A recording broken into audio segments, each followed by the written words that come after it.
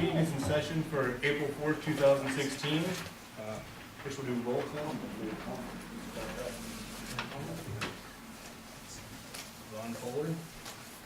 What? Here. Ashley Stevenson. Here. Mike Harris. Here. Tammy Nice. Here. Bill Bumblebird. Here. I'd like to have approval for the utility board meeting minutes for March 7th, 2016. I have a motion. I'll make a motion that we approve the meeting for March 17th. I would second. There's been a motion made and properly seconded. All those in favor signify by saying aye. Aye. All those opposed, same sign. Motion's carried.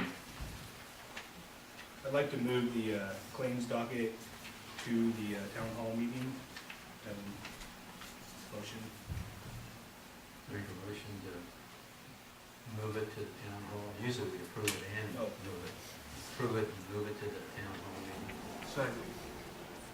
There's been a motion made to approve and move the adjustment reports to the town hall meeting. All those in favor signify by saying aye. Aye. All those opposed, same sign. Motion's been made. Motion carries. You're moving the claims docket. Oh, yeah, claims docket. Dina, is there any stuff on the adjustment report? The ones that you see in front of you, many of you chose to go ahead and confirm the adjustments on the estimated, and you guys agreed to go ahead and do an adjustment on the bottom meters instead of refunding money. One I'd like for you to see, McAllister had a wrong reading.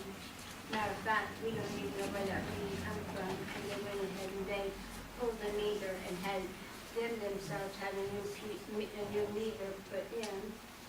And then there is one more, and that is Mr. Evans, and you can see it was 494, and he had the wrong meter read. They read his neighbors instead of his, so then he went back out for us and read the right meter. And that's all. Comments from residents? We need to dispose of these. I'd make a motion that we approve the adjustments. Second. There's been a motion made and properly seconded. All those in favor signify by saying aye. Aye. All those opposed, same sign. Adjustment. On the adjustments, are the adjustments being, are we mailing checks to these? All of you agreed to do, well, I'm sorry, the president and the vice president of the board agreed not to refund, but to do adjustments on the other bills. Okay. But in a sense, you know, like one of them called me owed $20. So anything that they had come in, it was removed off of their bill Okay. until that reflects. Thank you. You're welcome. Comments from residents? On the budget? Okay. Clerk, treasurer report? I do have one thing that I would like to move it to the town. The bank needs to recognize that Alina Murphy is the only signing on the bank accounts now, and they'd like to see that reflected in the minutes somewhere.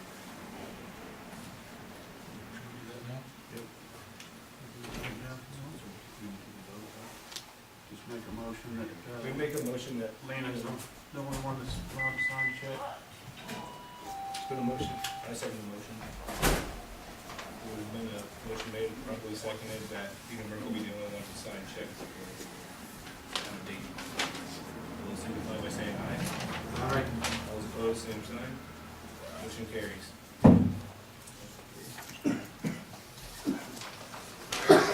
Joe, do you have anything? Nothing for the utility board. Okay. New and old business?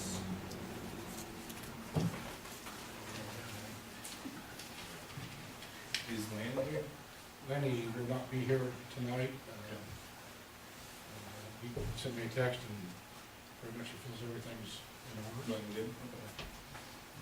Report of council members, Ron, Ashley, Nope. Okay. The utility board meeting is adjourned. Make a motion to adjourn the utility board meeting. Second. There's been a motion made, properly second. All those signify by saying aye. Aye. Opposed, same sign. Motion's been carried, and meeting is adjourned. Dayton Town Meeting come to order. Everybody here? Any questions or corrections on the minutes for March 7th?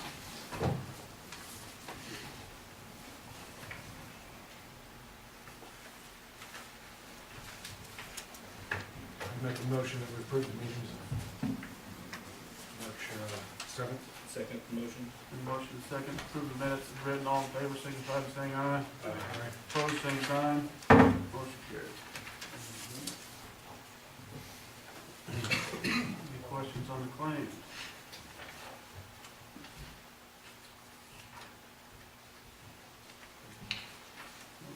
That's a motion that we approve the claims docket.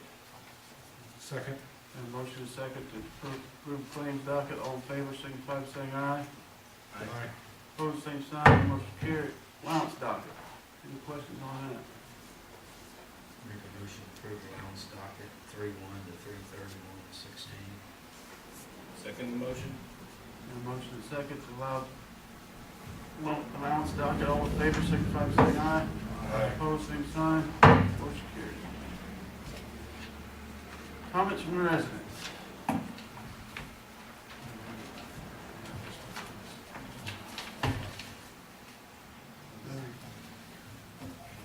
We might as well go down, and they're gonna have comments anyway. It's kind of in the wrong place, but. Treasury reports. No? Joe, you got anything? Yeah, I have several things. First of all, it's become apparent to me that at some place along the line, a resolution from the Area Plan Commission approving an amendment to the comprehensive plan, which would add what they call the multi-hazard mitigation plan, which is a drainage kind of function and everything. That resolution was adopted by everybody, but to make it proper, this board also needs to adopt it. And I was called by the guy at the Plan Commission who was in charge of that today, and he was wondering where that was. And I frankly couldn't find any evidence that we'd gotten it. And I could look for it too, and so I just went ahead and got more of them. And so I have here a resolution that needs a resolution number from the clerk treasurer. And what it essentially says is that the Area Plan Commission of Tippecanoe County, pursuant to the statute, adopted the 2015 multi-hazard mitigation plan as an amendment to the comprehensive plan, and they did so in February 17 to update a 2006 plan. Hearings and meeting notices were all done as by law required by the Area Plan Commission. A certified copy of that, presumably they say was filed here, but I've got it in my hands together with their letter, so I'm not worried about that.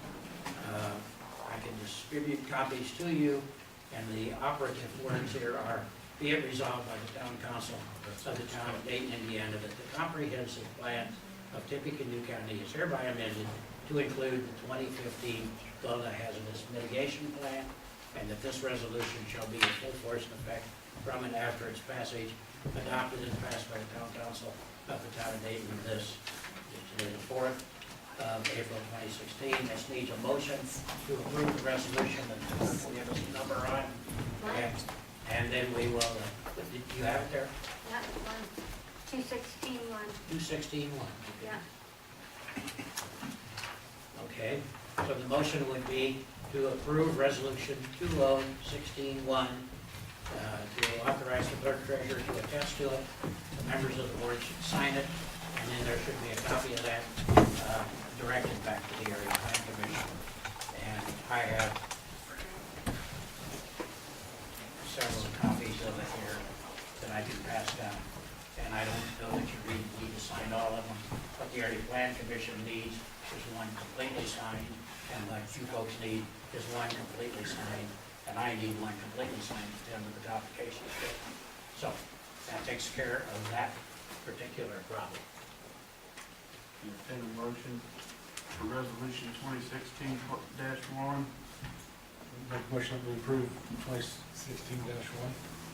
Second. Motion and second to approve resolution 2016-1. All in favor, signify by saying aye. Aye. Opposed, same sign. Motion carried.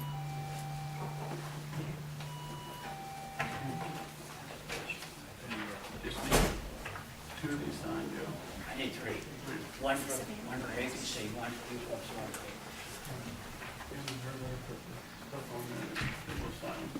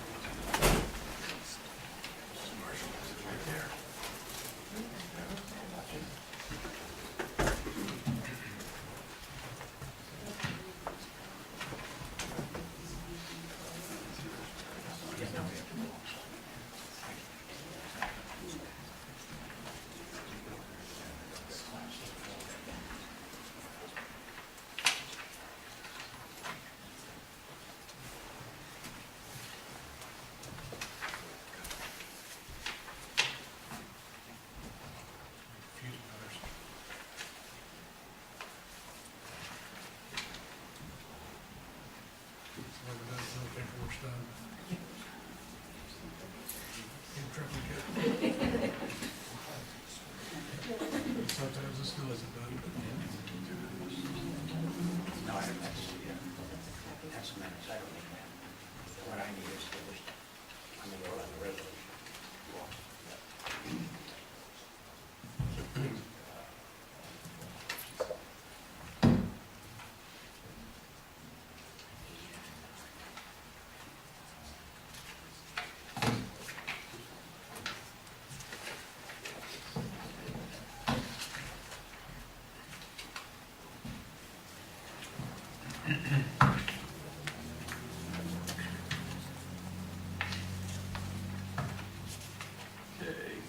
Presentation. I'm Correspondence. not done. Oh, okay. I'm just waiting for you to get through all that pile of paper.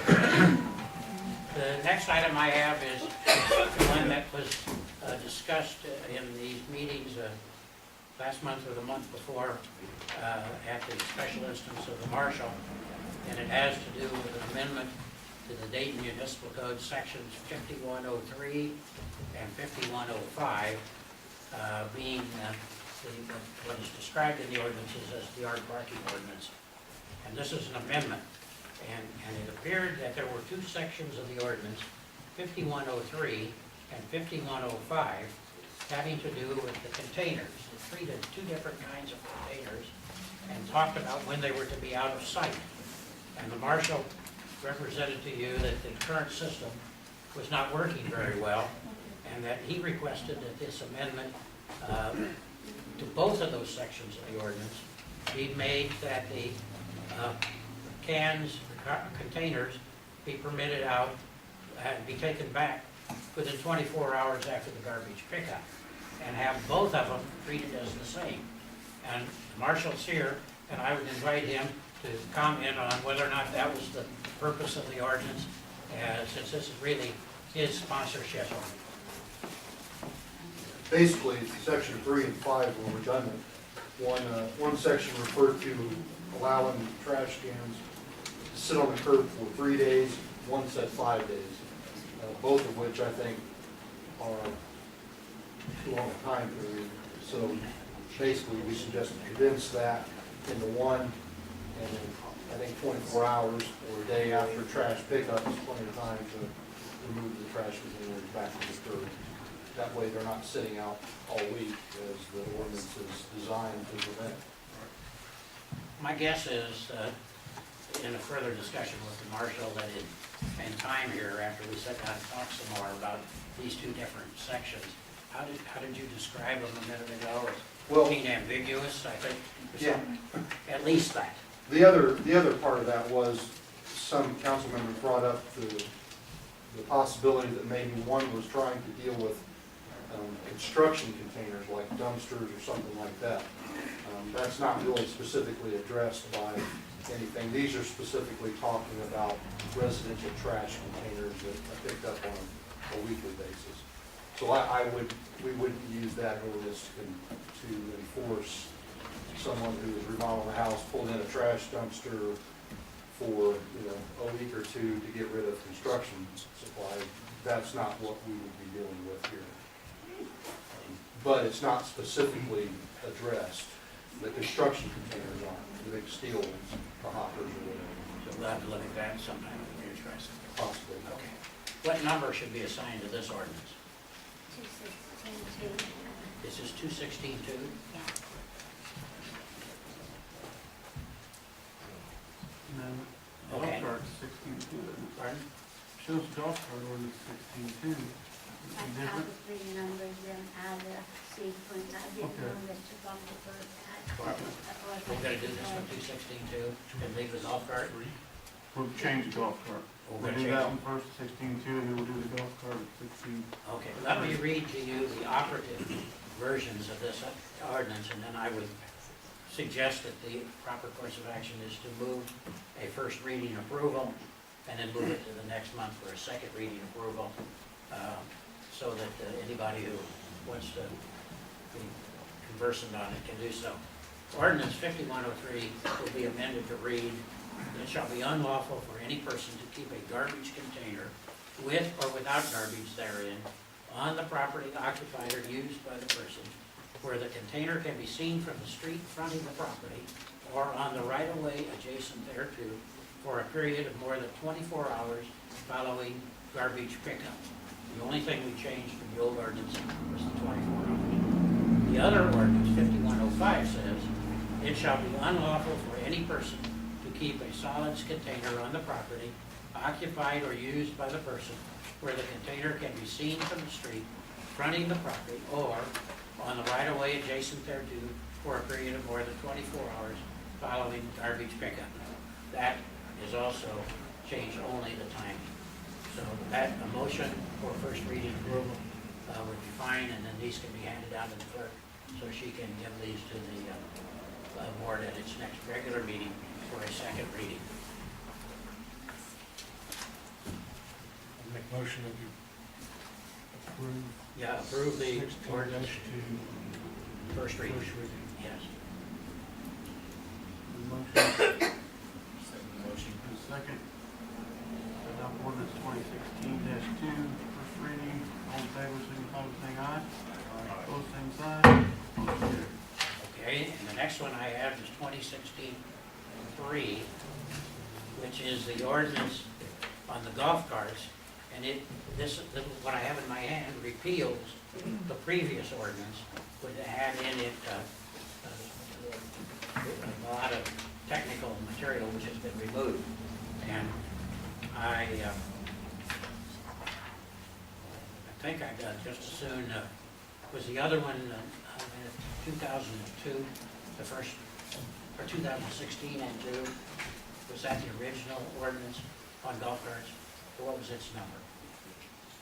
It was, Or it was last year, but wasn't it? last year. that's 2015. So, I can go look it up and see if you want. Do we need that to amend that? no, well, we needed to fill this blank I've got in the ordinance. Oh, okay. So when the ordinance comes to you, we're down there in the fourth paragraph down, it says, "Therefore ordinance blank is repealed," and that'll be the 2015 number that you have. And Mr. Chairman, I don't know how you want to do this. This thing is 3 pages long, and it may very well be that many of these changes were at the good advice of the marshal. If we had him explain what he wanted here, maybe he can save us some time in reading. What you get to pick. Thanks, Joe. The big proposed changes from last year's ordinance, 2015-5, was to remove the seatbelt requirement, remove the turn signal requirement, remove the brake light requirement, alter the hours of operation to prohibit between 12 p.m. midnight and 6 a.m. The required equipment now for a golf cart would be headlights, taillights, slow-moving vehicle sign, brakes, and a rear view mirror. Required to operate this golf cart or all-terrain vehicle, proof of insurance, and driver's license. We would allow golf carts and the classification of off-road vehicles per code 921.13.3. Basically, what we would be prohibiting is vehicles that you have to straddle, such as a four-wheeler, ATV, something of that nature that has handlebars. Side-by-sides would be permitted under the new ordinance. And the basic premise behind that was because it's too difficult to ascertain in this day and age what the difference between a golf cart and a off-road vehicle is. We would also remove the registration fees, inspection requirements. You would be required to have necessary insurance and to operate that vehicle just like any other car that you drive on the road. It would be the operator's responsibility to be compliant with the Town of Dayton ordinance, and there would not be an inspection process prior to being able to put that on the road. So it's your responsibility to make sure you're legal and operating with the laws. If you're caught, just like you are in the vehicle now, if you break the law, then you run the risk of getting cited for that. So that was the major differences. Yeah, Mr. Chairman, with this one, I would say that appropriately you should move to approve ordinance 2016-3 tonight on first reading and move it then to the next meeting for its second and final reading. And I hand out for the clerk sufficient copies so that when you get it done, that second reading, she'll have enough for it. Can we open that up for discussion, or Sure. if there's anybody who'd like to speak on the golf cart ordinance? Just a little preface on that. How we came from last year's ordinance to this year's ordinance was a combination of meeting with all the council members who had in turn met with residents of the town of Dayton, plus feedback that was documented during by the residents who attended the town council meetings, putting input in on what they would like to see changed on the first draft or the first ordinance that was passed. So the council and I tried to take everybody's opinions into account, while at the same time trying to make things reasonably safe based on what other towns have done and what other towns have found issues with.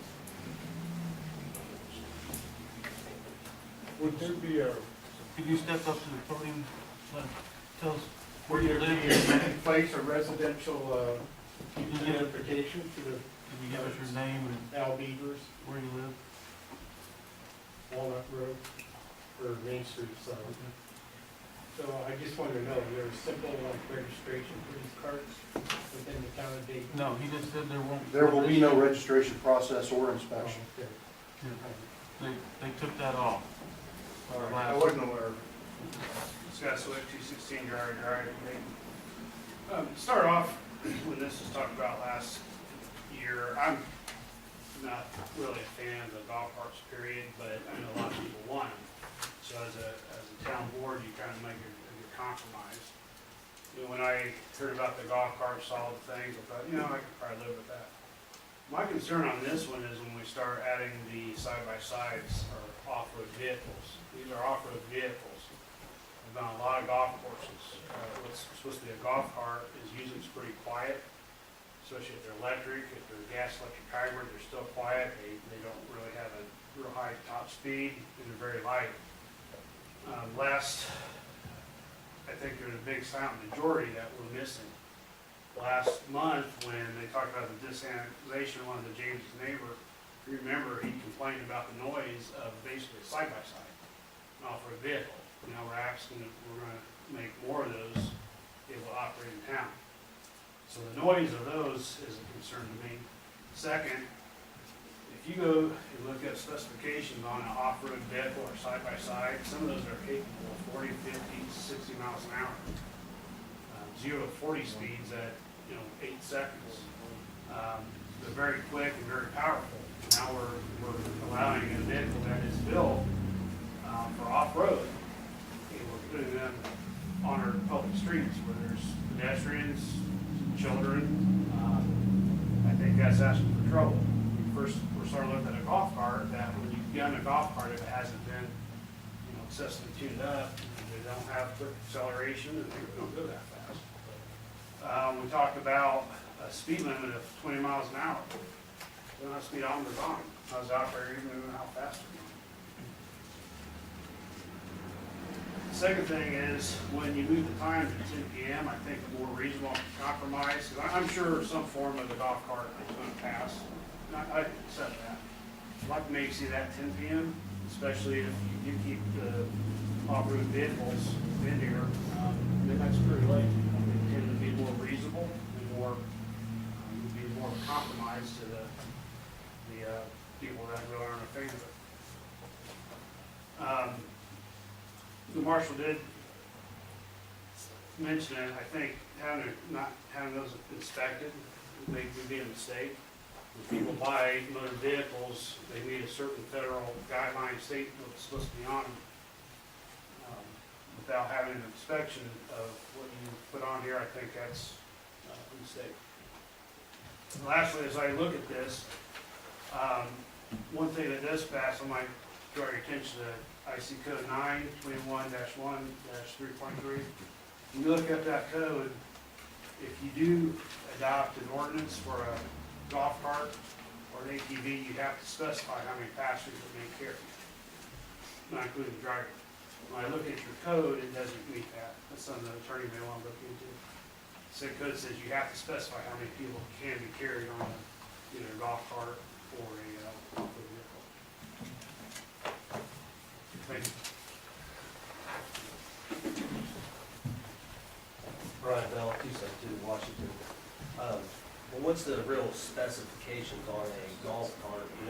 They make ones that are electric that only do, like you drive around on your golf cart courses and stuff, but then they also make ones that are gas powered. They got 12-inch lift kits. I mean, it's an off-road vehicle.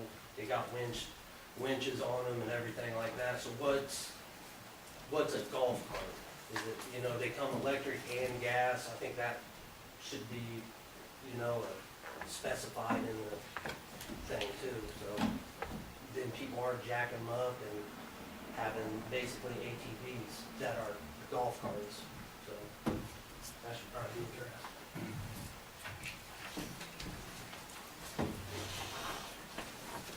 Anybody else? Bryce Justice, 7920 State Road, Lafayette. He was talking about them being loud and stuff. Well, the last problem, the thing was him driving it too late. I mean, talk about noise, you're living right here next to a highway. I mean, you can hear semis all the way down there. We can hear motorcycles revving their engines. I don't think noise is really too much of a problem with the vehicles.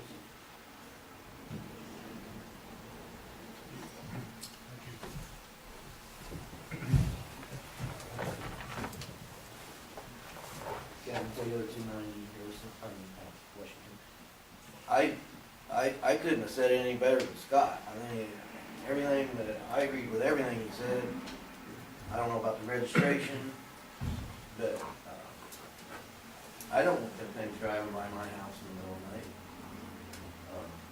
The golf carts, don't make much noise, but all that other stuff, it sounds like you're just making a big dirt track with all that stuff, for a lot of them vehicles that don't make any sense to me. keep in mind anything on public roads, golf carts, you know, they have to have adequate exhaust systems, and, you know, there's laws against, you know, driving cars around without mufflers, or, you know, that sort of thing. I understand there may be gray areas in that, you know, you all seen some cars that are allowed in other cars, same with motorcycles. Yeah, I mean, there's motorcycles, like a Harley Davidson is gonna be about 10,000 times louder than any golf cart, and you can't do anything about that. So the complaint about the noise is just a scare tactics to be like, there's something, you know, something else has been happening, but it's like, it's a golf cart, I mean, it's got regulations, any, you know, you have a fast car, you can drive up and down this road 90 miles an hour, you're not gonna have, somebody's not gonna drive a golf cart 90 miles an hour, so I think You still have to. it's just, it's a scare You tactic. said it though, it's a golf cart. Some of these things don't sound like golf carts. They're- One thing is middle of the night, you can't drive them from 11 to 6 in the morning, so there wouldn't be anything in the middle of the night. So, during daylight hours. So we could sit and nitpick this thing to death where you'd have to be a millionaire to be able to drive one on the street. And you can't have one on the state, Road 38, it's a state road. It has to be, you can cross over it, but you can't, I mean, Has to be city street. and they have to follow the same rules as any other vehicle has to follow. So, the noise, I don't think that's a big issue, because there's guys with radios that go down 38, and I can rattle the windows of my house, so. We've got a train that goes through town 7 times a day, and this is, We kinda eased it up to where people that already have side-by-sides, and I really don't think there's gonna be that big an issue with the people that, there may be 3, 4 people in the whole town that have them, that wanna drive them. And then, as far as I know, most of them are responsible, so they're not gonna be screaming around the town at all times of the night and letting kids run around on them, so. We gotta come up with something, and not doing away with the registration fee.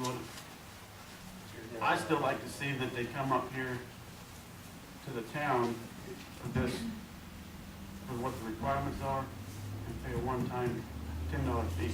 So that way we know that you've got the regulations and what you have to follow, what you have to have on that golf cart. And if you don't follow it, the marshal will ticket you for it, if you're not doing what you're supposed to with the cart, so. My thing is like, if you're gonna allow golf carts and side-by-sides, why can't you allow ATVs and dirt bikes? Because basically, you got the same thing. I mean, I could go buy a golf cart, jack it up, put a winch, 4x4, you know, and I got an ATV. I mean, my brother had a Can-Am 800, and it's the size of a car. It's as big as those side-by-sides, it's as big as a golf cart, turn signals, back seat, armrest, cup holder. I mean, so if you're gonna allow one, you might as well allow them all. Or don't allow any of them, is kind of how I see it. I mean, Marshall Taylor, you got the same thing there in this. Well, I believe in the ordinance, it's anything with steering wheel, your four-wheelers have handlebars, so that's what, So is my motorcycle. Totally two that's different what, things. I said, we can nitpick this back and forth to death, but I can put a handlebar on a golf cart. I can put a handlebar on it, I can put a steering wheel on my motorcycle. I believe the law, But either one. Marshall Taylor may correct me, but I think it has to do with definition of the law, of segregating the two. You know, dirt bikes are allowed on the road. Yeah. You gotta have license plates, and if they're over a certain size, and things like that. Is there a certain size, as far as,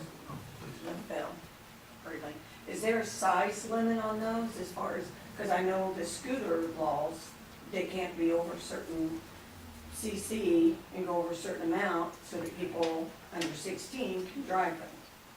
And they fall underneath the, you have to have a helmet and that kind of stuff for someone under 16, to get a golf cart? Is there going to be a speed limit on them and where they can drive and how big a CCs they can be on the speed? And you have to have a driver's license. So you could have a permit to drive a scooter or you have, but this is, you have to be a licensed driver. But it looks to me like a scooter would be more dangerous than a golf cart.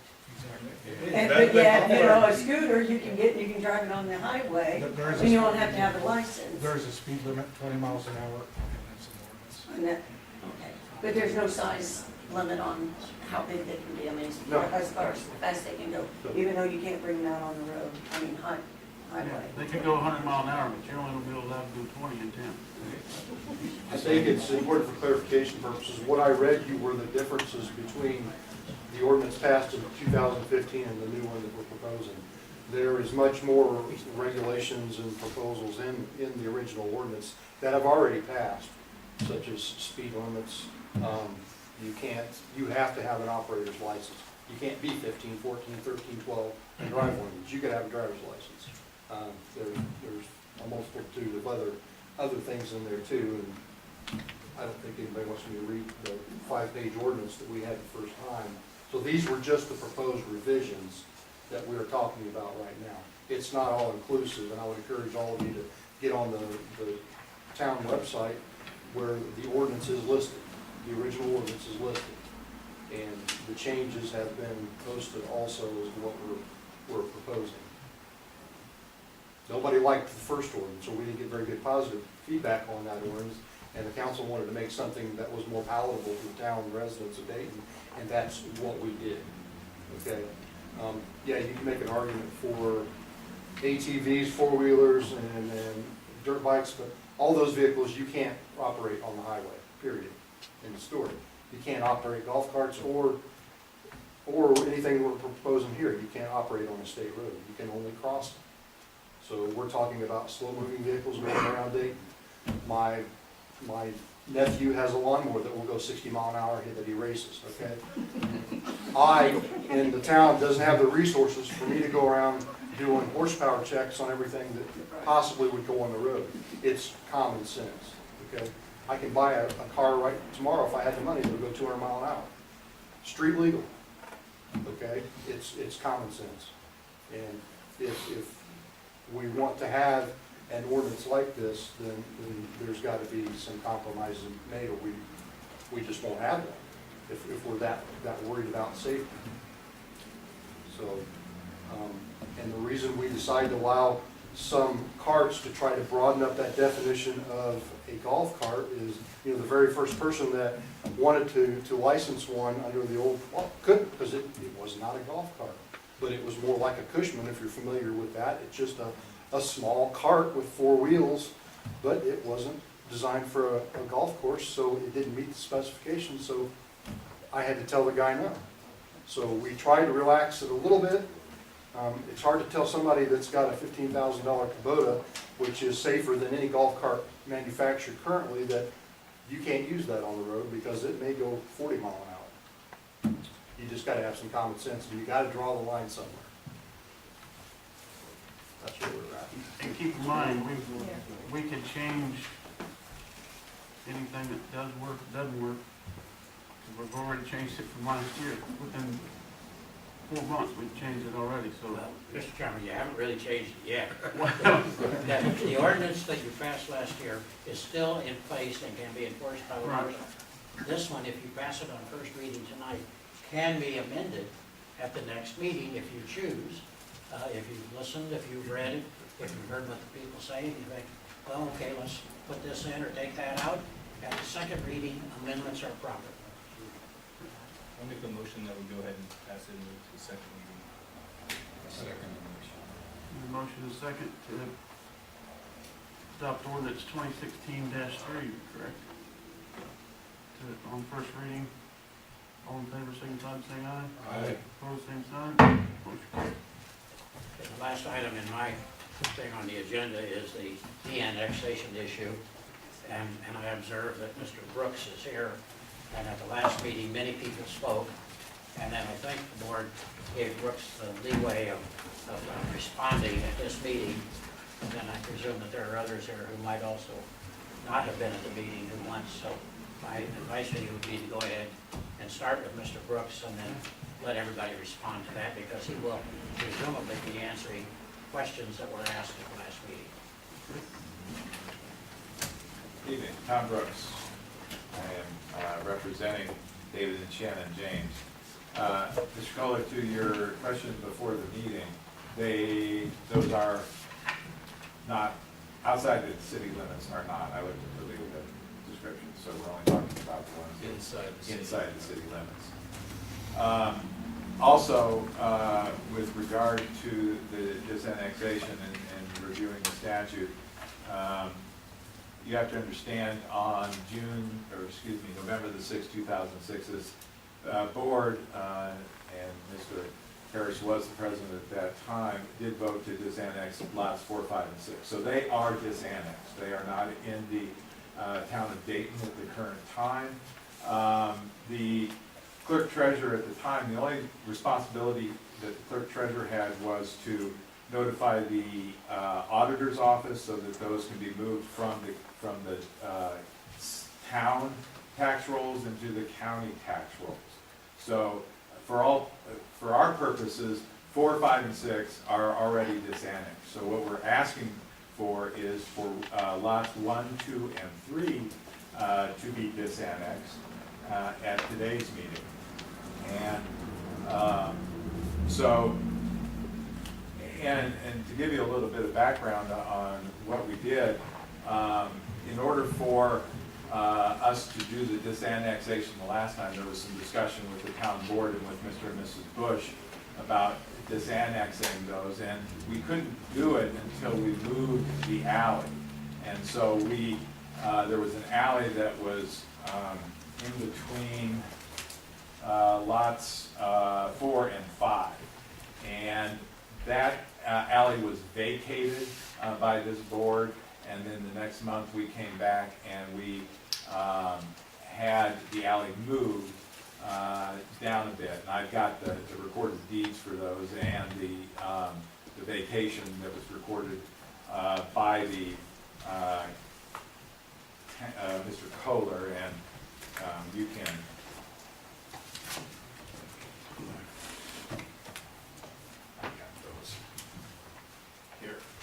for you. And so after we did that, we then were here on November 6th, and pursuant to the minutes of that meeting, this board disannexed those. So Mr. and Mrs.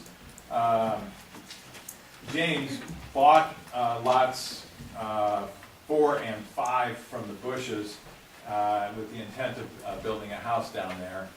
Which they never did. That property, by the way, is zoned R1 for residential. And so once the contract was paid off with the Bushes, Mr. and Mrs. James then own 1, 2, 3, 4, and 5. And now they're asking that 1, 2, and 3 be disannexed also with regard to that property. Now, in response to some of the questions that were raised last month, there was never, as I said, there was never an intent by anybody to ever develop that land. I think somebody made a comment about developing the land. Mr. and Mrs.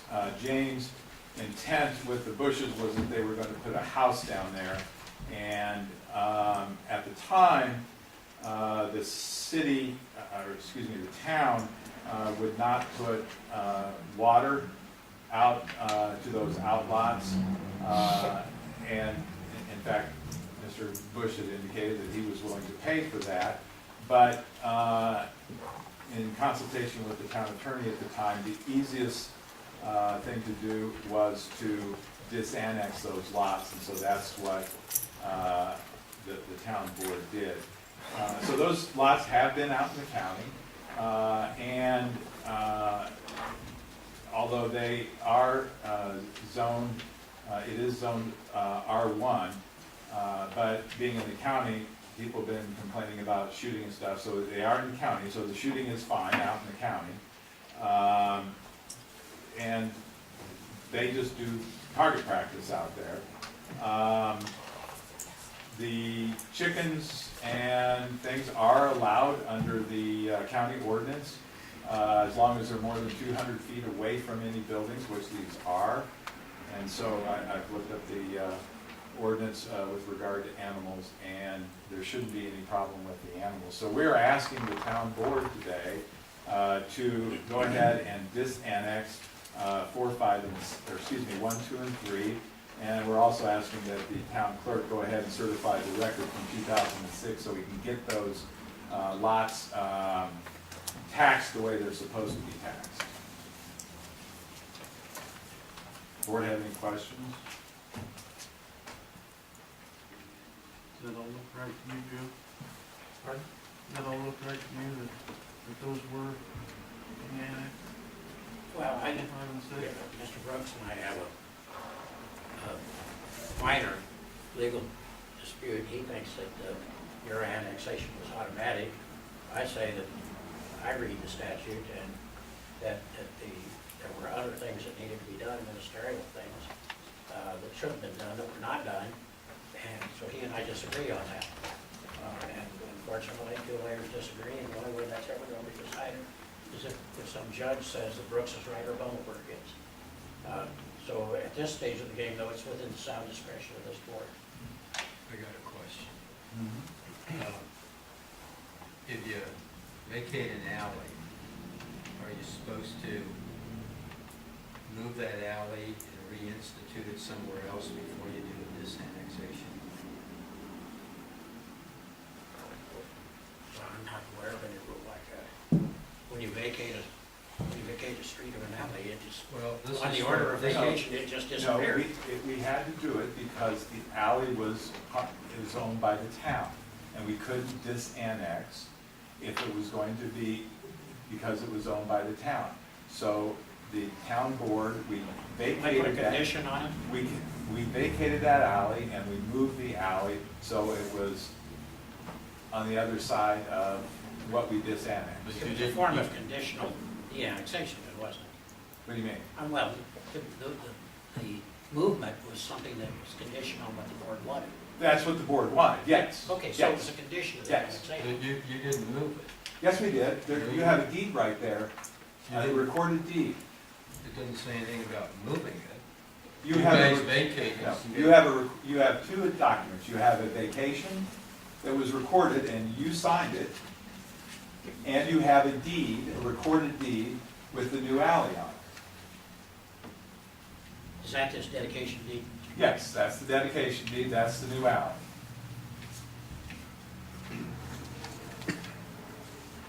Because they, on the tapes, they never, or in the minutes, they never made a motion to. They made a motion to vacate it, but they never made a motion to move it, never. You listen to all the tapes, and read all the. So I don't know. There is the dedication deed.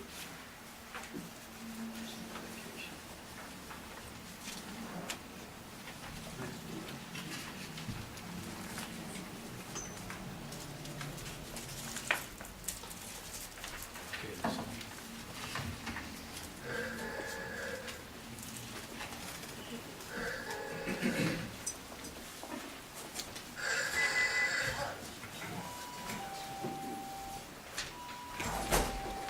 Okay, you guys, you went ahead and dedicated it, went down, but there's no signature of mine or any town board member. There's on the vacation, Yes, I agree with that part. We vacated it, they voted on it, yes. and we signed to vacate it, but there was nothing ever went any further than that. There was no dedication of a new alley anywhere else. There is a deed recorded, dedication deed recorded for the new alley that came before this board. I'm sorry, okay. If you listen to this tape, if you take it and listen to the entire thing word for word, I just listened to it 3 times. There's never once the mention of, they voted on it and they vacated that alley, but they never once dedicated that or said they were going to dedicate it. They talked about moving it at some time in the future, and there was some discussion about where to move it to. They couldn't decide where to move it to, so I'll give you the tapes, right? I have all of the documents from the surveyor who did the surveyor to give us the description for moving the alley. Yeah, but that doesn't mean, you gotta have some. I was out here 3 times. Oh. I came out here for the dedication, I came out here for the vacation, I came out here for disannexation. And so did Okay. Mr. Bush. So was Mr. Harris. He was Sure. president of the board. Okay, you show me on a tape, or where we signed it, or this board, I signed it, or the board signed it, where they dedicated that alley. You might have made it up and went ahead and dedicated it, but no member of the board or the town clerk did not sign anything dedicating an alley. And right on the tape, it explains they don't even know where to put it. They just bring it up sometime in the future. I can't tell you what you do out, you know, you do your own work out here, Mr. Kohler. Well, I'm saying, all I'm saying is you don't have a piece of paper here with anything that the board did to dedicate that alley.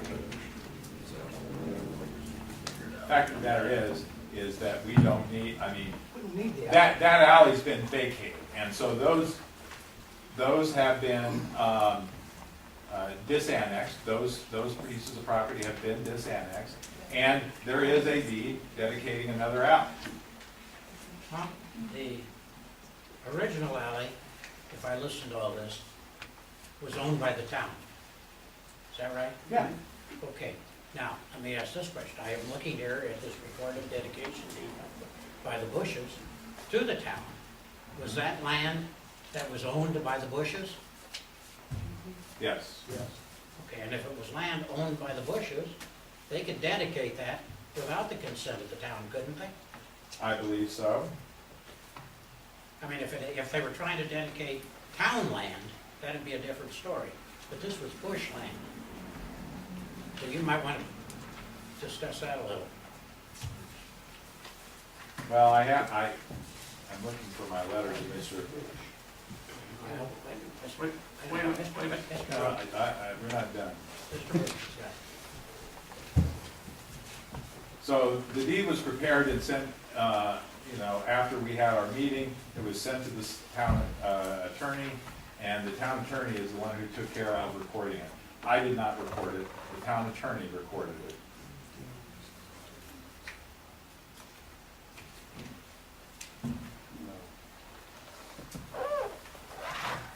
So the question, we're back to the question, with regard to disannexing lots 1, 2, and 3.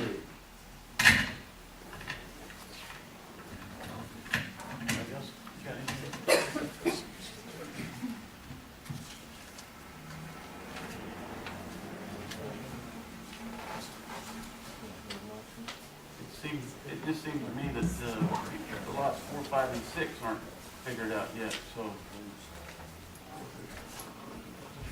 Mr. Harris, you made the motion and you called the vote on November the 6th, 2006 to disannex this property. And you and our attorney seem to have some disagreement on that, so I can't. Well, I tell you what, I can sue the town of Dayton, and you can incur the attorney fees for the lawsuit in getting this straightened out. But the statute's very clear. Once the order is entered, with regard to the town board, it's disannexed. And the administrative part is only for tax purposes. That's what the county auditor is supposed to do, move those out to the county tax records.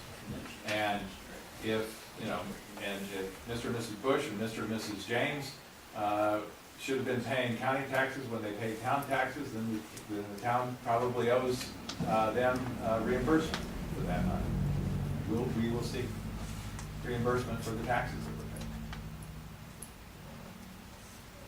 so who recorded the disannexation? That doesn't get recorded. It's certified to the county auditor to move that to the tax records for the county. so that they can adjust the tax rolls. So that wasn't done. That was not done.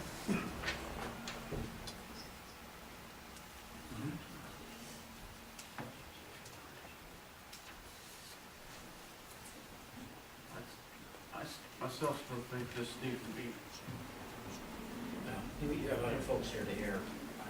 if there's anybody else that would like to speak on that. Are you finished, Tom? If you're not done, you go ahead and finish. Well, our position is that 4, 5, and 6 are already disannexed, and I'm requesting that you disannex 1, 2, and 3. Okay, if he's finished, then. Anybody else speaking for or against?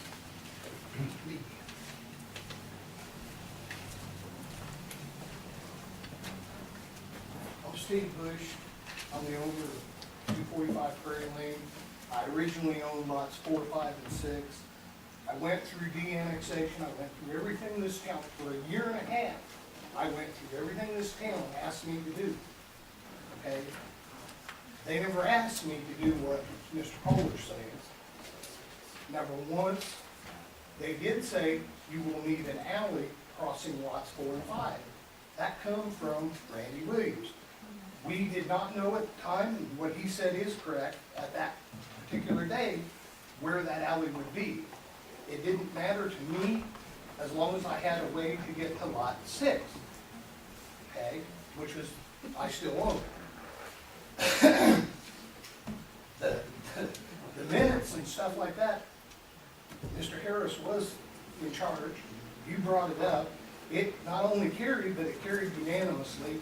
It also carried with no comment from the rest of the town, okay, and it was voted on unanimously. I've been 10 years, just like the one you brought up just a few minutes ago when we first got here, that was 2006, that you just corrected, okay, in this meeting. That was done in 2006. Since 2006, I thought this was all done, okay? Have up until just recently. I was out of the country for 3 months, so I'm just getting back. But I came to the meeting 3 months ago, and I thought it was going to be taken care of then. Apparently, it's still not. 4, 5, and 6 has been de-annexed. We've just been paying the wrong taxes. If it's not, I intend to pursue it to get reimbursed for the expenses that I paid out for getting it de-annexed.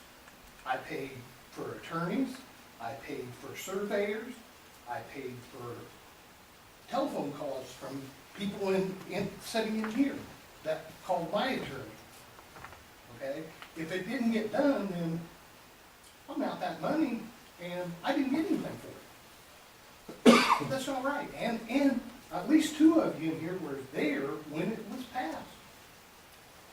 I don't recognize the rest of you, and I realize that, you wasn't here.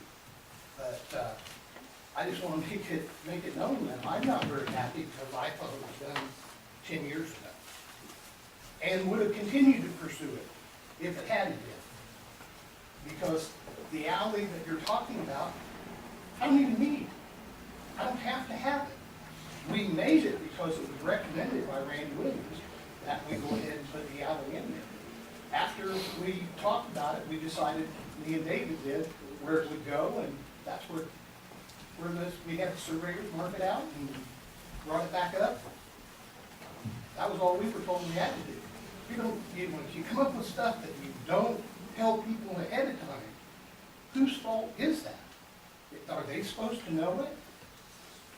Or if you know it, you should tell them. I mean, it would have been done if it was necessary. I'm not sure that it was, because like I said, we don't even need the alley. So it's, when you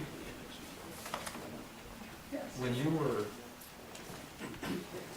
I listened to all these tapes, you gotta understand, we're sitting here and over 10 years, we've had a lot of neighbors and citizens come up and say thoughts on it and gripes on it because of what's happening there and what's been put on it. And then you go back and listen to when you guys disannexed it, and it seems to me like nothing was said about animals, nothing was said about shooting guns.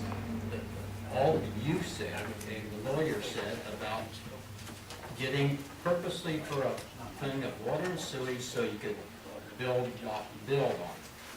So, and then I talked to some of the old board members, and they think that because 10 years has passed, they think that they were more or less sort of not told the truth to begin with, and they voted yes, and then they voted yes.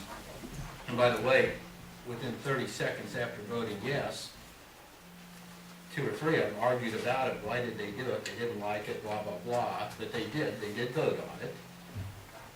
But the thing is, what does a board do when somebody says you're going to do something and then you don't even do it, and it's completely a whole new set of rules? You've got neighbors there that are looking at all kinds of stuff, and you know, gunshots going off, and animals and all that. We just have to listen to, we represent these, you guys, we represent the James, we represent everybody. I think it's a nasty, not so nice situation myself, that it's unfair to you, but it's also unfair to the neighbors that now have to deal with a lot of stuff down Okay, I understand that, and I also remember sitting in a meeting when you said you wasn't starting a business here in Dayton.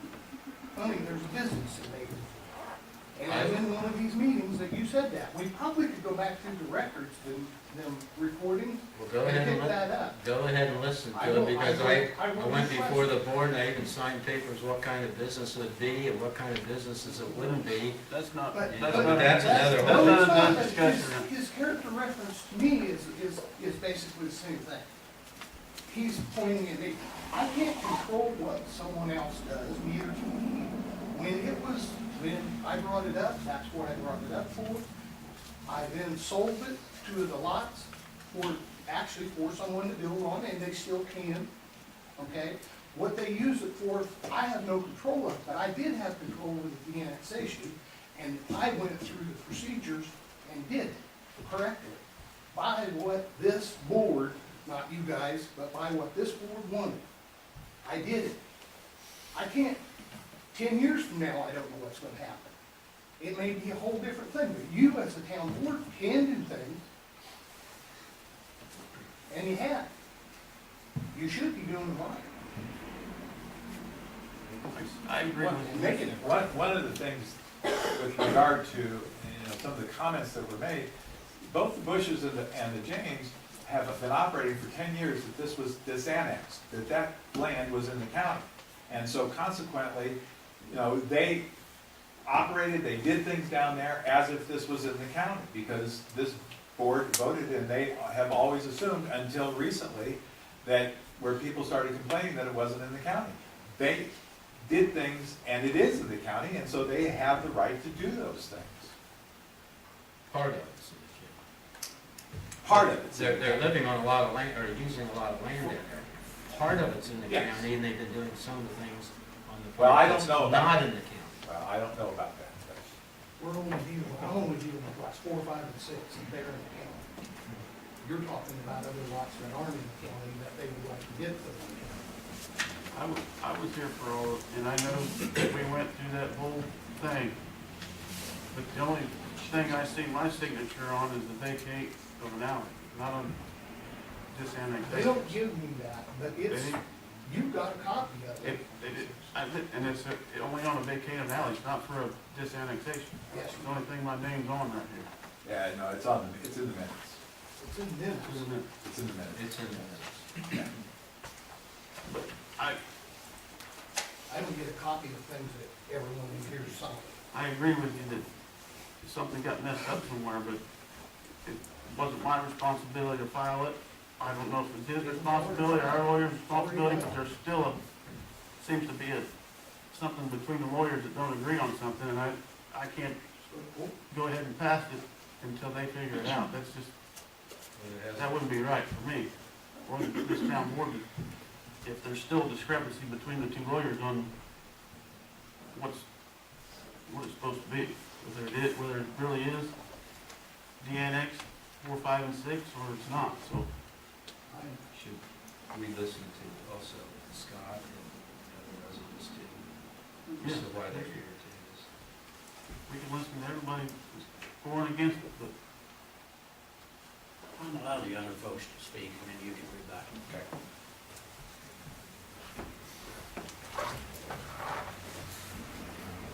Kevin Taylor, 290 Washington Street. I just want to state a few facts, and then I want to ask a question. And if I get anything wrong, there's 2 officers right here that can correct me, because they were there when I seen it last night. In the middle of the night last summer, it was after 12 o'clock, I'm woken up to about 5 gunshots. And I get up, and at first I thought maybe some hippies were shot or something, you know.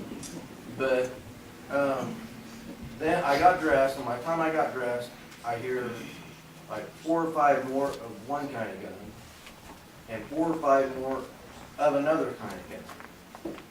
And I look out my window, and there's a police car out there. Now, what does that tell you when there's 2 different kinds of guns going off in the middle of the night? I mean, what are you thinking? You're thinking there's a gunfight. And I'm thinking one of the officers are laying out there dead, and I'm trying to figure out, do I want to inject myself into this, or, you know, whatever. So my question is this about moving a midnight shooting range closer to Dayton School, or what is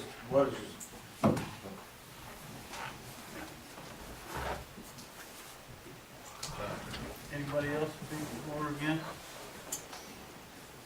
Can I add a comment too? One thing too, I'm not sure if I'm right here or not, but one big issue I think we need to have lawyers talk about is even whether you disannexed it, whether you didn't disannex it, whatever, the property is still R1 zoning. In R1 zoning, you can't have animals in there. You can within, as long as they're not within 200 feet of a residence. No.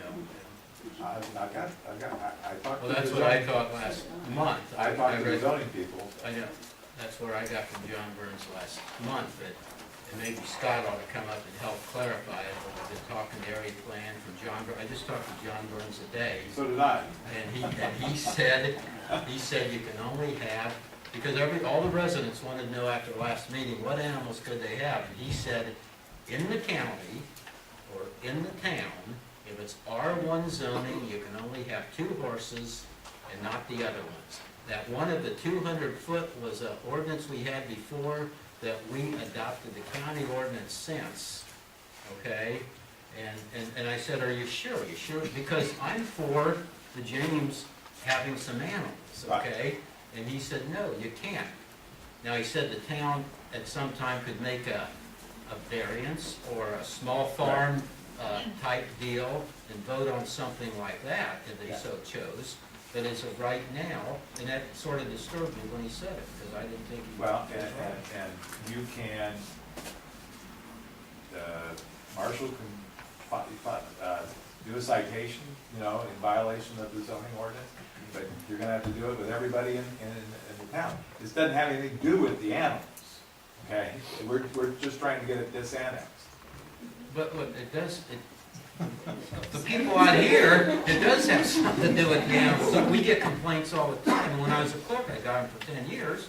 Okay? You know, the animals are down there starving, or if you have 20 animals, just like out here, if I have 2 horses versus 30 pigs versus 10 chickens, it has to do with the animals at some point. That's one thing the residents really get upset with.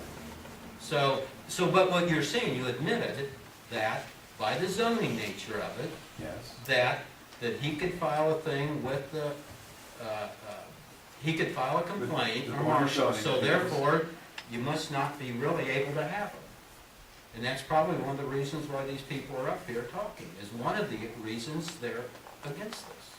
But this town has always had the right, since it's R1, to issue citations, and they never have done that. Because when they went to probably talk about it, they were told that it was out of the town or something. Well, You know, but just because somebody went and shot somebody, or something happened 2 years ago and nothing was done about it, if I run a stoplight today and they catch me, it's still wrong. Right. They might have got by with it 2 years ago, So, you know? we will take the necessary steps to go to the Board of Zoning Appeals and see about having other animals. But you keep changing you changed the ordinance, and that was the ordinance, it was 200 feet. Now you're saying you got rid of that ordinance, and now it's in the county. Well, Now you're following the county instead okay, of, well, measure your land, first of all. If you go 200 foot from the back edge of these people's properties, you probably lose 3/4 of all that land down there, number one. But it wasn't just a whim and a thing, we just changed this and that. A lot of times you talk area plan, you try to unify everything. And because of other complaints in the town and everything, you make a change. Now, maybe we can talk it over and change that a little bit, but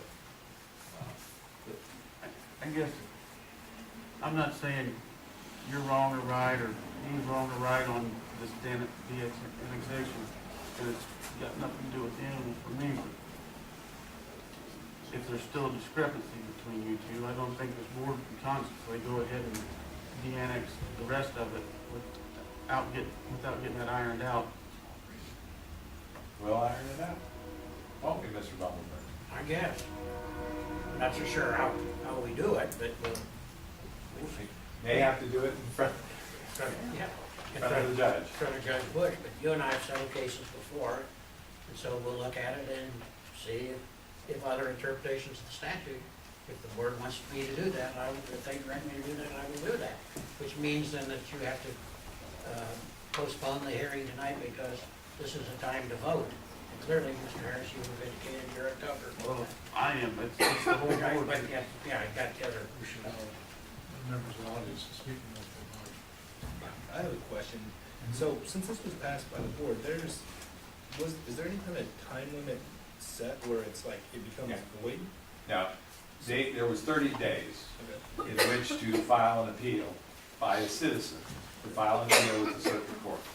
Nobody did that, so it becomes, Well, then why would we even have to re-vote? It almost seems like that's my It point, already you has don't have to set approval. revote. That is exactly my point, that you don't have to revote, that it's already been done, and we just need Lena to certify that it was done to the auditor to move that into the county tax rolls instead of the town tax rolls. you're revoting, you're revoting because they added 3 more lots to it. Yeah, I'm that's just where it saying is. for the very first 3, since that, they had it done, and then there was a vote, is there a set time limit, like, There's no set time limit, though. but does it, Appeal. yeah, but there's no void, because that's what I was just gonna, No. we got into a thing where you said, well, it's been passed, and say now it's not passed, but it actually had a prior approval, if there's something that can go back where The you statute really get hurt as a. Statute allows a citizen 30 days in which to appeal the disannexation. 30 days passed, and nobody filed an appeal with the circuit court, and therefore, the disannexation was valid. Mr. Buzz, were these people merit that they would remonstrate? They had that right to remonstrate, yes, because it was noticed in the newspaper. And at that time, they had the right 4, 5, and 6 to remonstrate at that time. And that was in the notice at that time. Is there anybody else speaking for or against this?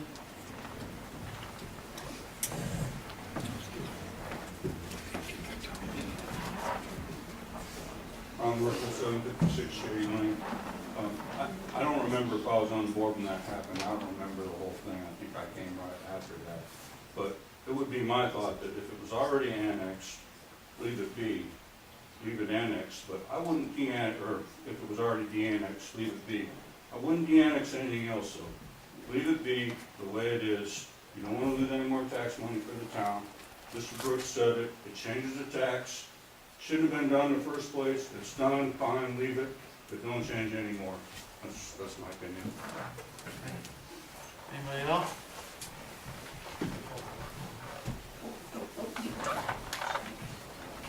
Well, 1, 2, and 3, I don't want them annexed because I'm tired of hearing gunshots. You know, at night, you got ATVs running down there at night. If you wanted a farm, go out in the country and get you a farm. This is a town.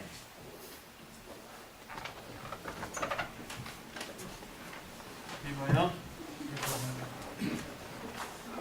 I don't know anything about the laws and how all that de-annexation works, but it's hard for me to believe the way the government is, just like signing a paper just to change an amendment, there's triplicate, that there wasn't some form of paperwork given to their attorney, our attorney, that let them know that it went through. Where was the paperwork that proved it? Would you like to see it? Well, I mean, these guys should have it. Happy to show it. No, They've got it too. Mr. Bush, They've got it. You know, it please just, let her go. you know, and She's I'm not got the saying that it wasn't. She asked. I'm just saying that it's hard for me to believe that people didn't know that it wasn't, and they wasn't paying taxes. But, I mean, there shouldn't have been a question about it, I mean, but I was curious, and to be clear, I don't blame the Jameses for wanting animals, to raise their kids on a farm. My husband was on a farm for years, they had foxes and cows and all kind of stuff. So I understand their passion behind it, wanting that for their kids. But again, I have to agree with what that gentleman just said. We're listening to cows and the horses and the chickens and the shooting, which is the worst part of it. But I wanted to know for myself. Because when we come to the last meeting, no one was able to tell me what it was telling. And nobody knew what the ordinances was around animals. I thought, how am I supposed to know? So I went to the zoning and asked. And they give me several pamphlets on things, and they looked it up, and what they found was that you could have 2 horses. And I said, what about cows and chickens? She said, well, no, you can't have them because it's R1. There's no animals that can be there because it's R1. Otherwise, it would show up. Now, he's probably better at looking up stuff than I am, but I went to the zoning and they give me the copies of what it said. 2 horses, done. No cows, no chickens, no pigs, no other things. So, right there, they're in violation. Would I want them to have to get rid of their horses? I would want to if they were smart, but that's not what we're here for. We're here for the de-annexation. And I don't like all the animals down there because it's too close, it's gonna hurt my property values. But more than that, this is a safety issue with the shooting. One of the guys that was here had his window shot, their windows was shot. There was a shooting down at behind their house. I seen Dave with the gun shooting that night that they was called in October. And it's just a continuing thing, it's on and on and on, and I'm tired of the shooting. I've got a granddaughter I want to be at my house. It's a safety issue and should not be de-annexed. For that reason alone, should be enough for this committee to vote it down.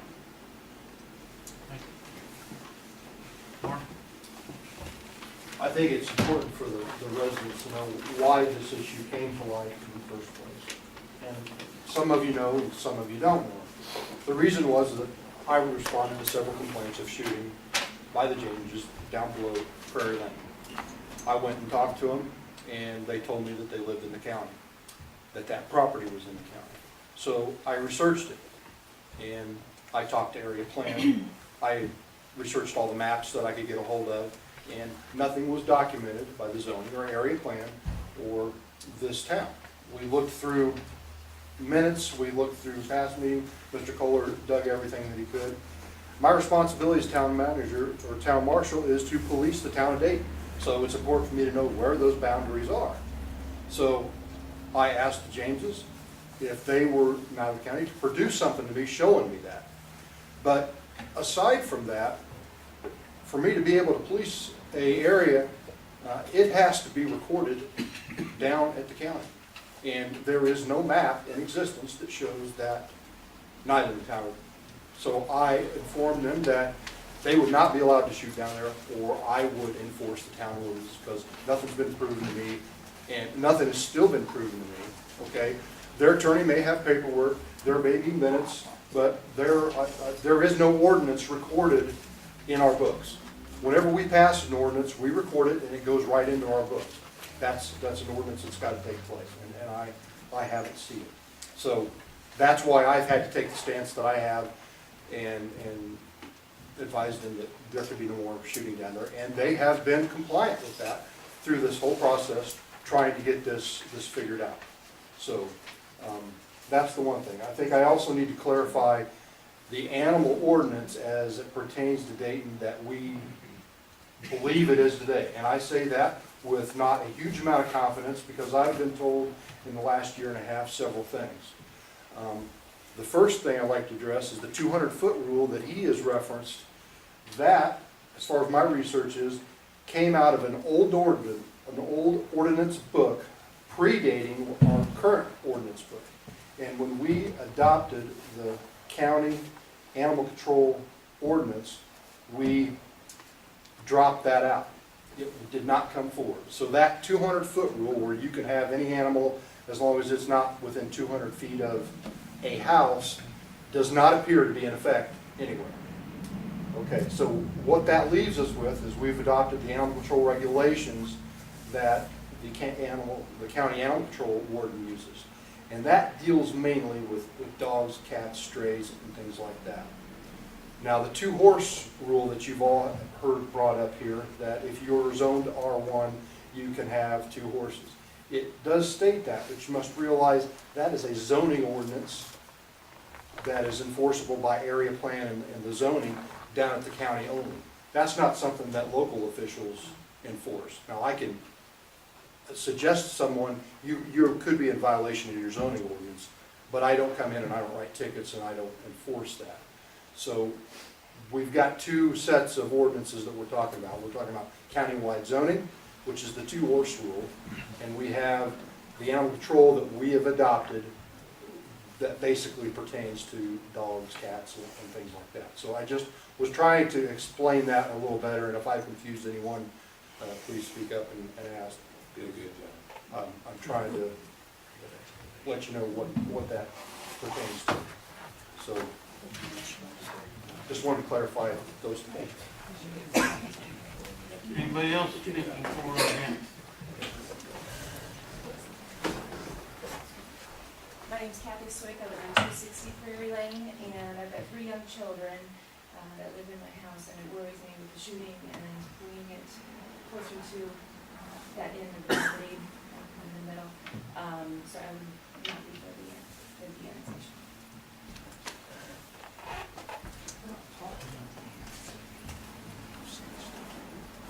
Free Justice, 272 Washington. Question, you're paying Dayton tax, you paid Dayton taxes on the property that was de-annexed until you sold it? I still am, You still are? yes. Well, wouldn't that be a red flag, and shouldn't you have contacted your lawyer that was supposed to You're help you with the talking- de-annexation? You're talking, That- wait a minute, you asked a question. You're talking about $20. Okay, No, it but is that not a was, red flag. Can't I you- don't mind continuing to pay city taxes, but I'm in the county. The land was already de-annexed. The only flag on it is the fact that I may be saving $8 or $10 in a year on taxes. but you're still paying Dayton taxes for a property that you would That's supposedly correct. de-annex. So that would be a red flag to me, that if I got a bill for this property, that I would then contact my lawyer and be like, hey, what's going on over here? And that's personal responsibility, that's due diligence of your You'd lawyer? think the due diligence would have been from the people that was supposed to file the stuff. You're paying your lawyer to do that stuff for you, to make sure that they're doing that, and you didn't This was contact stuff them. that was supposed to be done. by That's just all I have to say, is that it, ball was dropped on a couple areas, and to blame it on Dayton Council when, and then threaten lawsuit because they didn't see the red flags themselves. Anybody else?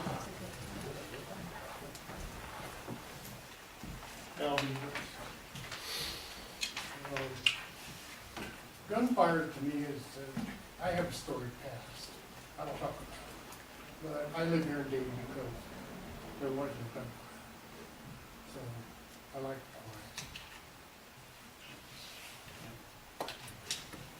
Anybody else speaking for or against? I have a question for one of the officers that might know this. Is there any county laws on shooting? Scott. Scott. Martin. Pardon?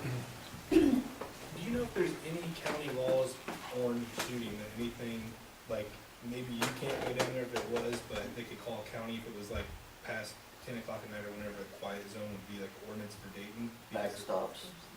There's no. Only if it raises to a level of reckless behavior. Okay, so county police could be.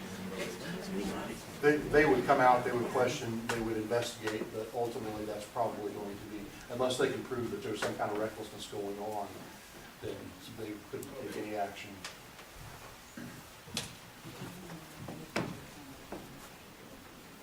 Anybody else? If there's nobody else, I would Brooks pick it up and bump it, and then you guys have to decide whether or not you want to vote it tonight, or defer it, to make Brooks not go to work. If there's nobody else got anything, I do, just get up there.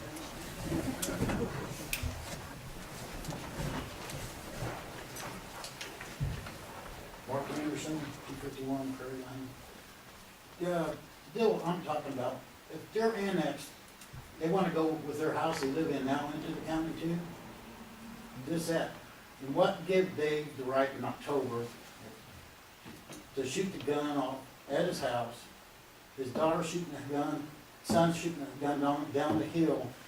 They were in the city limits shooting gun off. That's the day limit said about 30 shots ring off. Scared me to death. That's at midnight. What gives him the right to go out and shoot a gun off his deck? I'd get arrested for that. I'd be in jail for that. These people get away with everything. Everything. They're above the law.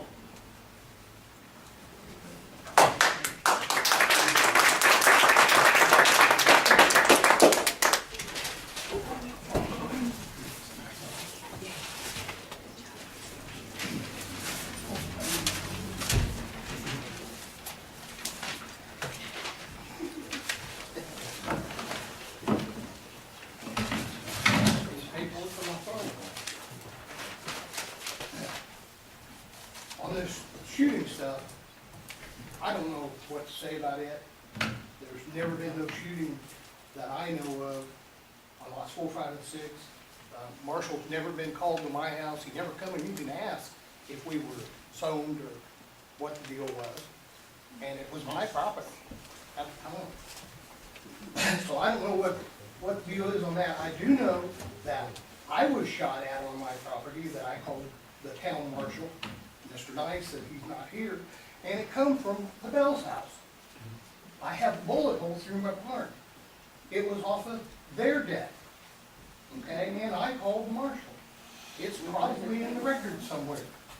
They came and looked for it, okay, and another shooting down there came from into a house, from somebody from out of town. You can't control, well, you might be able to try to control, but you can't say that people can't shoot if they're doing it responsibly. If they're not, then do something about it. But if it's reasonable target practice, I don't think that nighttime is reasonable target practice, but if it is, and they're in the county, they're allowed to do that. Sorry. That wasn't the intent of going out of the county, but that may be the result of going out of the county. I agree that responsible target practice is good and everything, but I took complaints in here for a lot of years, and the complaints, I think, were that you get complaints in certain areas of town more than others and everything, and I think the complaints were that there was people carrying guns and stuff, because to get to this property, you have to walk from up on the hill from the private residence down over the hill. The way I understand it, I might be wrong, but, you know, carrying guns up close to these residents' houses and stuff. You might have a gun in your house. I don't know. I mean. Okay, but, okay, let me finish. But then, once they get down on the edge of the hill, the bottom of the hill, the third of the hill, one resident said his window was shot at. Another one was said there's blasting going on. Okay, there's blasting going all the time. So I would think you would be concerned about who's shooting at you. And, you know, and I would think these people have every right to know who's shooting around them too. You know. I think they know who it is. I don't know What's if that's that your mean? question, You think- but I think they know who it is, but like I said, I know that shot at part, because I've been shot at. Mr. Kohler, David James, of course, you guys, I'm the one that's doing this. You remember me taking me down to the lane? Do you remember me showing you where we shoot at? Yes. And it's one of those things, there's, from where we shoot at, do you think there's any possible way, unless we were aiming up at houses, that bullets could get all the way up to those houses with where we shoot at? No, I don't think the way you showed me, the way you were shooting, that aiming, that was fine. What I hear, I'm just reporting what I hear, and what I hear is it's more than just shooting in that one spot, it sounds to me like. And the only other thing I want to say is, I have not been able to get to my personal deck for years because the door has been taken out, and there's no other access to my deck.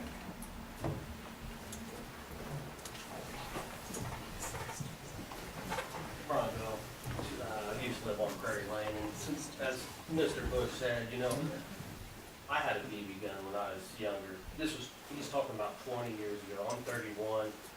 I used to shoot at the barn with my BB gun, and it'd go ting. There's no way that there's ever a hole. Oh, that's not my favorite. There's no way. I don't even own a gun now. I have a BB. I still got the BB gun. You know, and I used to do it. He'd be down there working. I was 9, 10 years old, and I apologize for that. You know, I was just a young little punk back then. You know, and that's what it was. You know, but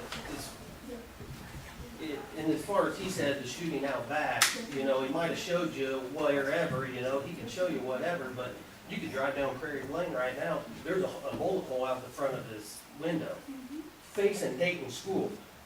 Now, I don't know, I don't care what gun you have. It could be the smallest gun, and it's gonna hit Dayton School facing that way. So, I mean, you know, you could say what you want, you know, I can show you wherever I'm gonna shoot, you know, oh yeah, this is the safest spot, but if I'm not shooting there, it doesn't really have any effect. That's a report. I was gonna ask, the officers, that night, you know what I was talking about? How many calls did you get? I didn't call, because I seen you guys. How many calls did you get? What's your question? How many calls that night did you get? Do you know how many calls you got about the shooting? Two. Two, because I heard there was like a dozen, I didn't know. You said calls that night, and you said calls reference shooting. Now you're about two different subjects. Calls that night about the shooting. I don't know how many people called in that night. Anybody else? Is Mr. Brooks here for vote? I think David explained the shooting. There's a lot of shooting going on across the creek, and there's a lot of shooting going on outside of the town limits. With regard to the animals, we will take a look at the ordinance, and along with, and other people in town are gonna probably have complaints against them too, because other people have more than 2 horses on their property. But most of that stuff is for 4-H. Their kids are in 4-H, and they raise those things for 4-H, and so that's what they've been doing. The fresh eggs, they've been giving fresh eggs to members, people that are in the town, and a lot of times they get foxes down there and coyotes, and so they shoot at the foxes and coyotes to try and protect the chickens. So that's a lot of it. And most of the time, the trees are budded out, and nobody can see down there. So it's just during the winter when you can hear them. See down there. You hear it here. So you figure, What are you looking at down there, leaves, what do you mean you can't, the trees are budded out, so what are you not wanting to look at? If the trees are budded out, what are you? Last month, people were complaining about wanting the view and everything, and when the trees are out, you can't see down there. Yeah, but under the tree business, 6 months of the year, there's not, or 4 months of the year, there's not buds on, there's not leaves on the trees, so they can't see. Because one of the complaints is about trash and stuff like that. You have anything else? No. Dan? What's your pleasure?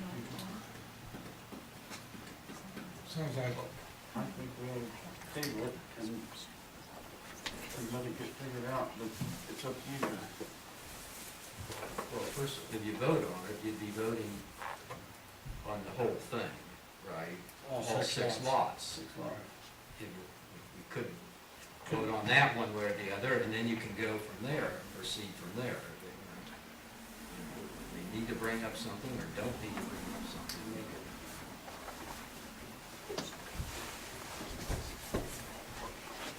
I'm not in favor of de-annexing anymore, especially if this is already done, which we still don't know. So I still think that's where the lawyers ought to figure out whether that got recorded, didn't get recorded. I don't know. Then you need a motion to table it. Exactly. We need to table it. You guys figure it out. I'm not saying if it's already been done, it's been done. There's nothing we can do about it. But I'm not gonna de-annex 1, 2, and 3. That's all I'm saying. So till we figure out what 4, 5, and 6 has been done between you two, I think it needs to be tabled until further notice. I would second motion to table the petition for de-annexation. Mr. Joe and Mr. Brooks. Talk a little bit. No motion and a second to table the de-annexation. All in favor, signify by saying aye. Aye. Opposed, same sign. Motion carried. Thank you. You and I will work it out. Okay. Thank you.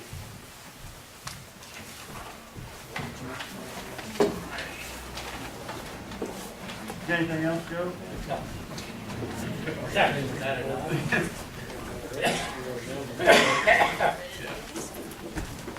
Marshall, you're up.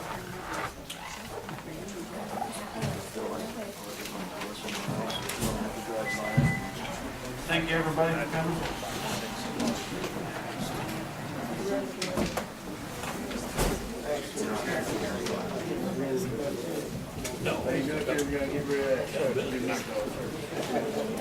Black one or blue?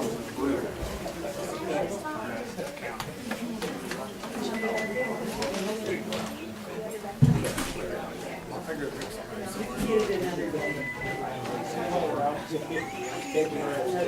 All right.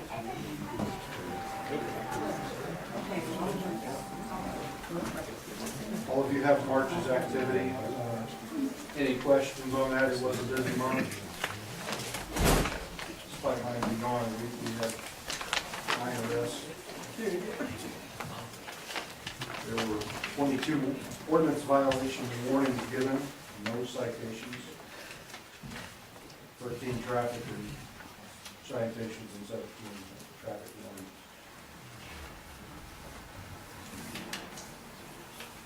Any questions on that particular? The rules and regs allow me to post policies. I have recently posted a policy that does in regards to disposition of property that comes into the police department's custody. It doesn't require your passing this. I just wanted to make you aware that we needed to pass one so we can get rid of like abandoned property and things of that nature. Things that have to do with criminal cases are disposal policies are set forth by the NSO, the prosecutor's office, and their decisions on that. But things that are not criminal related, we passed a policy that after 90 days, if we intended to contact an owner, then we could dispose of that either by whatever means is approved for that particular piece of property, whether it be giving it away, throwing it away, or scrapping it. In the policy, there's nothing about auctions because that's generally not with any not very time consuming to set something like that up. But just for your information, I did make a policy on that so we could start getting rid of things that we don't know we want to go on.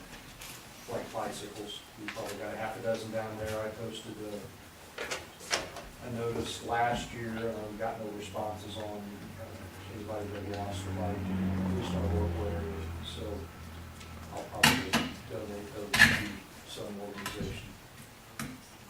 It's not for profit. 2 months ago, I asked for $300 for make some minor repairs. All the ceiling tiles for that $300 have been replaced in the lobby and in the marshal's office, along with both of those rooms being painted. We still got about $50 left to spend, and probably start painting twice a year. But anyway, the plumbing ceiling tiles have been replaced. Our phone system down at the police department, I've changed that so that when someone calls the Dayton Police Department, they never get an answering machine. They always talk to a live person. Basically, I've called forwarded our number to the sheriff's department dispatch so they can answer that phone and decide where that call needs to be and prioritize it. Whether it needs to be immediately given to us, whether it's something of a business nature, a sales call that can go to a voicemail system, or immediately dispatch it. So hopefully that will help serve the citizens of Dayton better. We found that people, once they get an answering machine on their first call, for example, something of suspicious nature, they might be willing to call, but they're not willing to place a second call. Or if they hear an answering machine, it's just like, well, he's going to be gone by the time they hear this anyway, so they'll just hang up. Well, I want to get those calls and be made aware of them so that we can address those issues. So that's why we did this. It didn't cost anything. It's just a call forwarding feature. The one nice thing that the sheriff's department did do for us, the Butte County Sheriff's Department, they put all of us officers on their deputies' messaging system. So that way, if something does go to a voicemail, it automatically gets transferred to an email account, which goes to all of our phones. Because we all got smartphones with email capabilities, so even if it does go to voicemail, I can check my email and get that instantaneously and be able to do that even if I'm not back at the office. So it seems to be working a lot more efficient. I don't think we're missing as many phone calls. Last month was a big month for Dayton Police because now we're on Facebook. Some of you may have noticed that. I've been kind of dragging my feet for a long time getting that initiated. I finally took the plunge. I felt that it would be a positive step for the police department. The goals of the Facebook page is to get information out to the residents. It's just one venue along with our website. There has been a lot of positive feedback through Facebook on that. About the only negative I've heard is that we've got the setting set that you're not allowed to post on our site. And I specifically did that so that there would not be the temptation to be a back and forth dialogue, because that would require me to spend way too much time sitting behind a computer fielding questions or trying to respond to different situations. So that has been the only negative feedback I got. People would like to post something about whatever the topic is that's currently going on, but they can't do that. Now conversely, I do post everything on the unofficial Town of Dayton Facebook site so that it can also get out there, and people have commented on that to various things that I've posted. But by and large, I try to keep it just informational and related to safety issues or things that I deem as important at the time.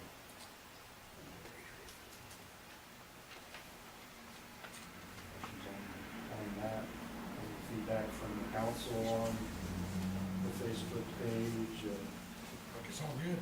Looks good. And you, I'll look at it. you said you was gonna put that thing on there to, not in detail, but to, one of the things I contemplated that I'm going to start instituting is to give a generalized activity report posted on that, so people can have a little bit better idea of what's going on around town.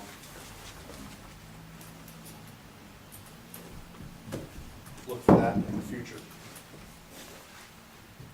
and I think it was a good idea, he thought, but it, so if there's like a break-ins or several break-ins in the town, he'd have that put on there, so it might make people more aware. They look at it that, well, better lock this up, or better lock everything up, because it just gives everybody a better chance of being aware of what's going on in town, because if you're not talking to the marshal, you really don't know some of these things that go on, so it's a good tool.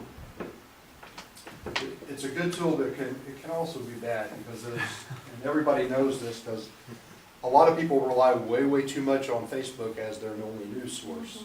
And the police department does not get dispatched by Facebook, okay?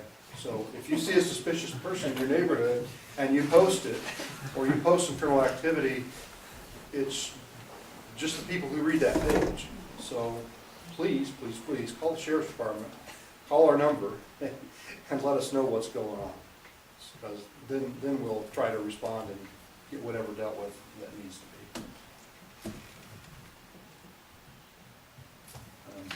I need to have the council make a motion. I have requesting $130 to go, for me and Officer Jim Kamagi, go to the IMA conference and training in 2 weeks. This will provide the majority of our state mandated training for this year. And for 2 people for $130, that's pretty cheap. Make a motion, pay $130 for the training. Second the motion? Got a motion and second. All in favor, signify by saying aye. Aye. Opposed, same sign. Motion carried. Who is IMA? Indiana Marshals Association. We're pretty fortunate because they host an annual conference twice a year, which they specifically provide state mandated training for marshals in Indiana to be able to obtain that at a very low cost. And they happen to have it right here in Lafayette, so it's kind of a no-brainer. I don't have to spend overnight, stay anywhere, and it's pretty easy. That's all I have. Thank you. Miscellaneous new business. Anybody got? One thing I wanted to bring up, while the marshal's here, about going back to the full schedule as the summer comes up and kids are out of school. And then we can reevaluate where we're at in June, see what kind of funds are being spent. And direct deposit, getting on direct deposit. Well, we can touch on that second part now. Okay. I have, and I was gonna ask you, and I almost forgot about this. I would like to bring Charlene in for a conference. We brought in the bank the other day, and the bank is offering direct deposit. The bank's offering to we could do away with our payroll system. That would save us $13.95 a year. They would do all of our payroll, our taxes, our 941s, our everything. Our unemployment for $55 a month. I think everybody would jump on that. And then they had some other offers, but then I was talking to Charlene, and she's been working with some towns that actually through PayCloud, and we could eliminate, because they were going to bring us a new credit card machine. But we can eliminate our credit card machine, we can eliminate all this, and everybody will pay through PayPal as far as credit cards go. Everybody will be able to pay online, and PayCloud is through Keystone. And so we have to see what Keystone charges, because as it says right now, we went over all the fees But, you know, it's like anything else, you have to check out the hidden fees. And so, but as it says right now, for everything, we're talking $115 a month. For our employees that don't have even a checking account, SurePay will load up a card for them and mail it to them, everything, so they can do all of this. And actually, it would take us probably around $2,000 a year for all that. We just have to find out, because she did say something in the meeting that kind of got me curious. She said that we would be paying 4 cents a check. And she said, but you're paying 17 cents a check right now. And I was like, I don't believe we don't pay any service fees, none. But still, it's a minimal cost. They were going to bring in a scanner to where we scan all of our checks. We don't even take them to the bank. We keep them for 90 days and then we destroy them. And so, but the credit card machine is $300, with their cost when it's outsourced, and the outsource supposed to sell it to us, it would be around $900, but the bank is selling it to us at $300. But I'm just thinking that I'm going to go talk to Zach tomorrow again, and I think we're going to have to go over this and PayCloud is $50 a month, so, you know, versus the other. I guess we're gonna have to find out the better choice. Everybody all right with Lena checking into that, getting it done? Yes. Okay, all right. And one other thing, I got a hold of Susie Bass, she's with Mitch Ripley's HR, to come in and give us basically a class on budget, which I don't think would be a bad idea for every new board, to go over a budget, how it works, how we can move funds, and we'd have to set up a time to meet with her. It's $115 for one person, $205 if they have to bring 2 people in, and then if they have a hotel, it's that expense. But I would think for under a couple hours with the whole board, it'd be money well spent, so everybody gets on the right page and we can get this budget and not get into the predicament we were last year. So. No, that's, last time she came up for something else a year or so ago, she comes from southern Indiana, at least only a couple hours. Yeah. It's probably 6 or 8, and she has to stay overnight. I don't know what day that, if we'd have to do it in the evening or a Saturday. I don't know if you can do a Saturday, but I'll have to get with you. I've got one Saturday off this month.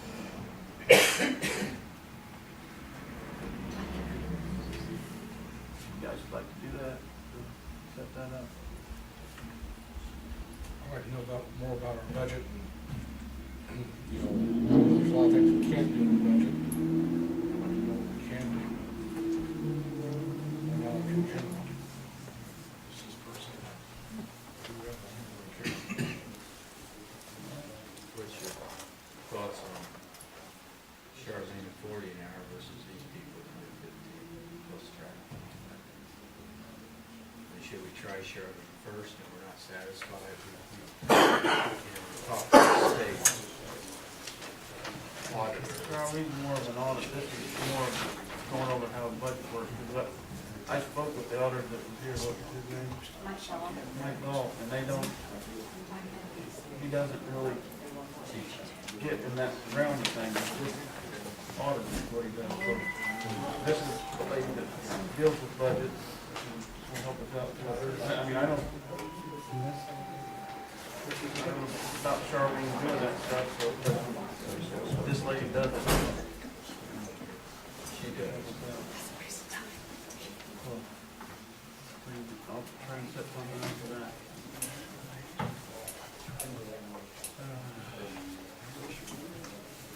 Councilman.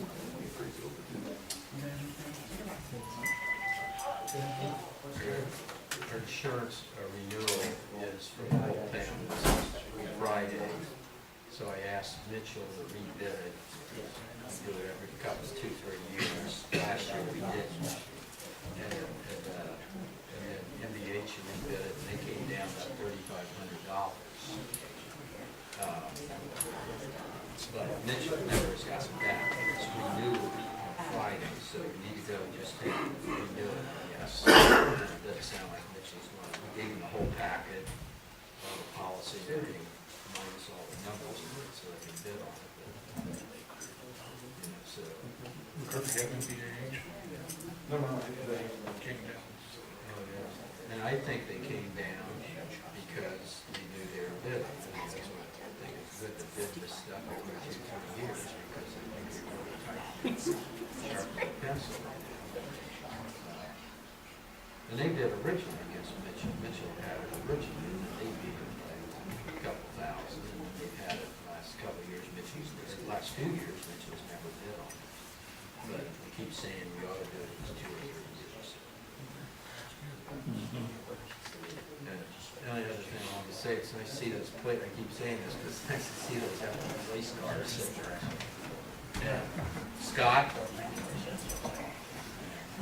Anyway, it's nice to see them. Yes, sir. I said it's nice to see those empty police cars sitting around town.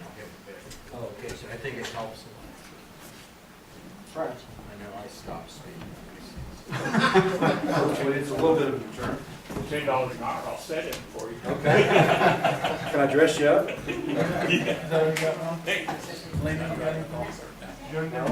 got one more thing, just this is completely off of your general agenda. Well, you can Last Friday, the Sheriff's Merit Board promoted Deputy Marshal Rob Agee to the rank of lieutenant. He's got sergeant one back there. Oh, no, he's been sergeant about 2 years. It's been a while. Back when Goodrich was here. But that's good.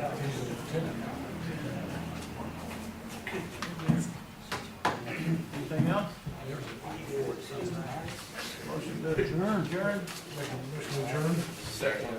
All in favor, signify by saying aye.